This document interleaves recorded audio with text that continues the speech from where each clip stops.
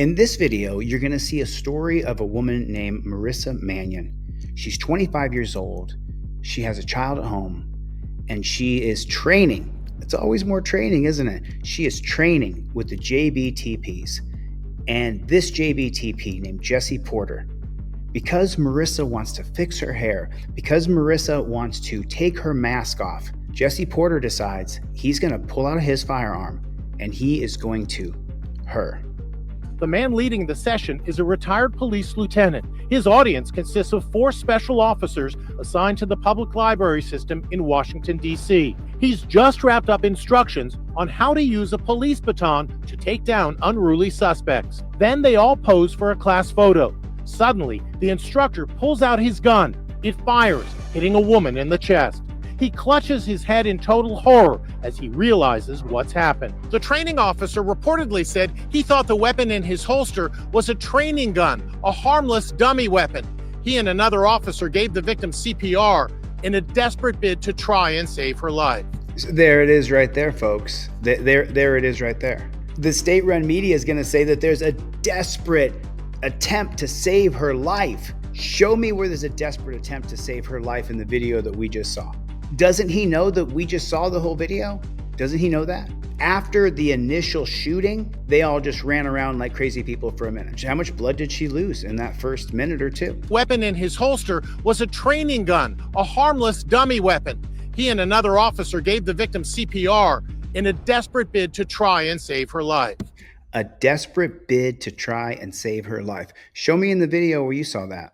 You mean a minute or two later after she already bled out? Then they decided to jump on her and give her CPR. But what I saw is a bunch of first responders scattered like scared mice. That's what I saw. And now the whole Marissa story is going to be told by the state-run media. The state-run media reporter is going to tell you that the police, in a desperate bid to save Marissa's life, administered CPR. But 25-year-old mom, Marissa Mannion, didn't make it. Her heartbroken parents sat on either side of her cousin, Leo Richards, as he revealed they are still coming to grips with the death. I feel like we relive it every day. The instructor, 58-year-old Jesse Porter, told cops he was taking a picture and joking around when he removed his firearm from his holster and then heard it discharge. He pled guilty to involuntary manslaughter and was sentenced to 3 years in prison. 3 years in prison for pulling out a gun and shooting her in the chest. He should be spending 10 years to life. Chelsea Lewis is the family's lawyer. We were shocked. We were very disappointed.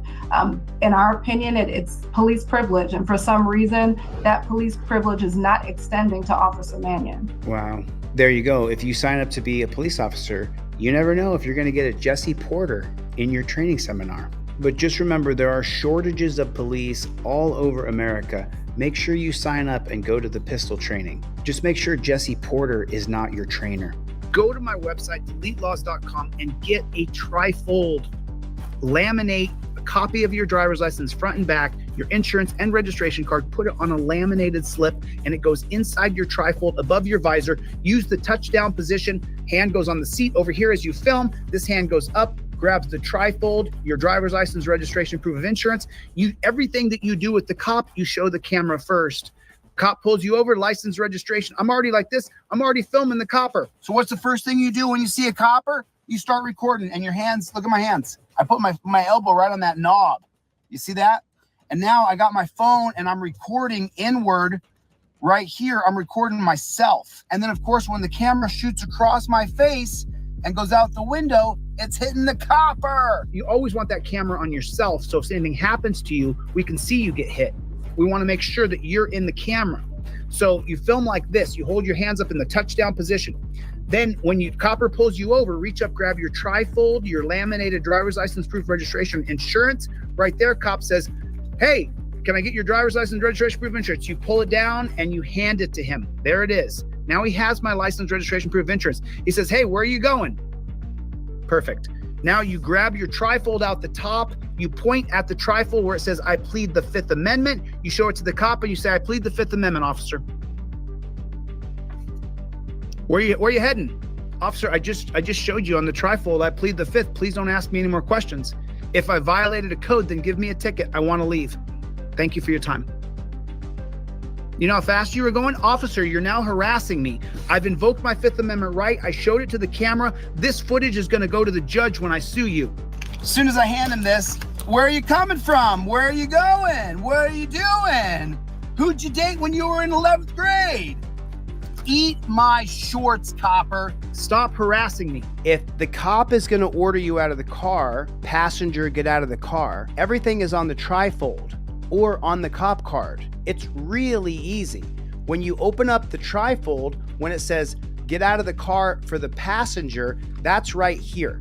But before you get out of the car, before you're just going to exit the car and let that copper demand you around. So right here, it says, if the passenger is ordered out of the car, get out of the car, passenger. Arizona versus Johnson, the spirit of the law is for officer safety. As a passenger, the cop may allege numerous reasons for fearing for their safety due to your presence. Exiting is a minimal intrusion. Refusal risks jail or harm. Exit with hands up while filming. State, I identify as a good citizen. I invoke my First and Fifth Amendment right.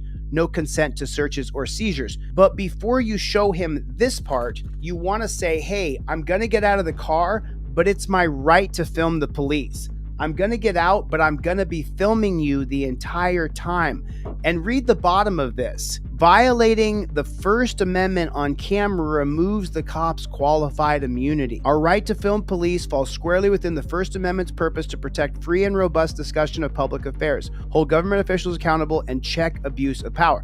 So the two-step approach, if you're filming already, then you can have the trifold or the cop card in your other hand. You can inform him, I'm going to get out of the car, but it's my right to film you. It says the exact same thing, step 1 on your Fifth Amendment cop card. Turner versus Driver upholds your First Amendment right to film the police. If you arrest me if you take my phone out of my hand, that violates my First Amendment right and you lose your qualified immunity. And the reason why you lose qualified immunity is because I've informed you that I've invoked my First Amendment right to be the press and I have a right to film you.